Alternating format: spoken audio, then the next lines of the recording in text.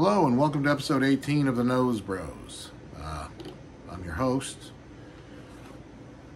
Nose Bro 1. First of all, thank you to all the people that have subscribed and commented and watched videos. I really appreciate it. It's a lot of fun to see other people interacting with it. And two, it's going to get messy around me, behind me. Really messy. I'm moving. I mentioned in the last video, but you know, we're moving, well, I guess sooner than we thought. But there will be a lot of clutter, so please pay it no mind. Remember, it was like that at the beginning. It was worse even. So, today is part of our new series where we do first impressions on boots. I'm doing a first impression on a boot that I just recently purchased. I got it, I bought it about a week and a half ago. I got it about 4 days ago. I wore it the last 3 nights, about 3 or 4 hours a night, and I'm going to keep wearing it as much as I can because it is the Alden Indy boot, the 403B Brown Chrome XL. It's got that neo cork sole, is that what they call this? Leather lined. It has 5 eyelets, 4 speed hooks, all of which are crooked. $500. These are $700 boots, but I bought a B grade, and they are $500, $459, and they are still like stupid shit. Like all the eyelets are out of whack. Some are down, some are up, some are flat against the leather. So it's a little work putting them on, you know, getting used to them. There's some damage around the not damage, but some like pieces of the welt are a little jacked up, and then a couple loose threads. But other than that, not much. But if I bought a pair of $200 boots and all that was wrong with it, I would return them. But because these are normally like $700 boots and I bought them for $459, I somehow feel like what a great deal I got, and only these little fuck ups. So let's talk about my first impression. Right out of the box. All right, I put these on, I wore them the first night. I wore them for 3 hours, went out walking around the city, and they were super comfortable. I had no problems with them. My feet felt great. I know that these used to be recommended by podiatrists, and this is not a joke. I always get podiatrists and proctologists mixed up, and I constantly say the wrong one.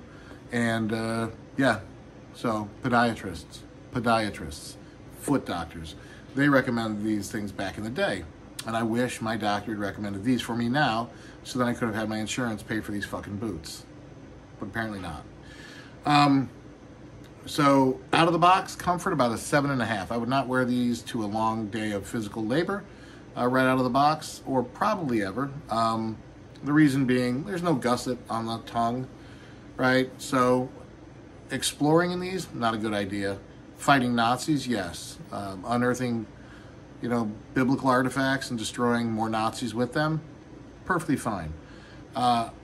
Anywhere near pine needles, nope. Those get right in there and poke you right in the fucking foot. So, near water, nope, just get your feet wet.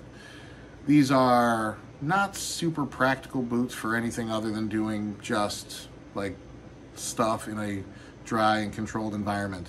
But yeah, out of the box, you can wear them 3-4 hours of walking around and they're fine. And they, like, I can already feel a difference between the first night and the third night, how much more comfortable they've gotten. And my feet are adapting to them, or they're adapting to my feet, whichever one. Now there's already pieces of rubber though peeling off the heel from walking around, so that's a sign that this heel might not really be around forever. But we'll see how that goes. So if anyone watched the Rose Anvil video on these, he was brutal, but in a polite kind of Utah way, which, you know, just friendly and sort of like, hey, you know, I really wish these boots were better, but they're kind of shit. So I was a little nervous when I bought them. I almost didn't buy them originally because of that, but I ended up doing it anyway. And I will tell you, there are some things that he talked about that that you know, I could think about, like here, this sort of like drop is a very pronounced wedge, and I can feel that, like right in here. You can definitely feel it's kind of not great comfort. But as I smoosh them down with my gigantic mass and my big feet, I'm sure they will get better and better, or horribly worse. So comfort-wise, right out of the box, 7.5. Aesthetically, I thought you could just wear these with anything, right? In my mind, because I've been looking at these boots for years. I'm like, oh, you can wear them with anything. I wore them with jeans the first day. They looked dumb as hell. Second day, I wore them with khakis. They looked awesome. Khakis and a button-up shirt. I looked, presentable, which is weird. I should have worn the hat back there, and gone full cosplay as Indiana Jones. But fun fact, my wife doesn't know who Indiana Jones is. She's never seen Raiders of the Lost Ark. She's 51 years old. She's never seen Raiders of the Lost Ark. I did not know that. I don't know if I would have married her if I had known. Like, I knew she didn't know anything about Star Wars when I married her, and that's fine, whatever. Girls gonna be girls. That's probably gonna cost me my one female viewer. But a lot of people have their own, misconceptions about Star Wars or whatever.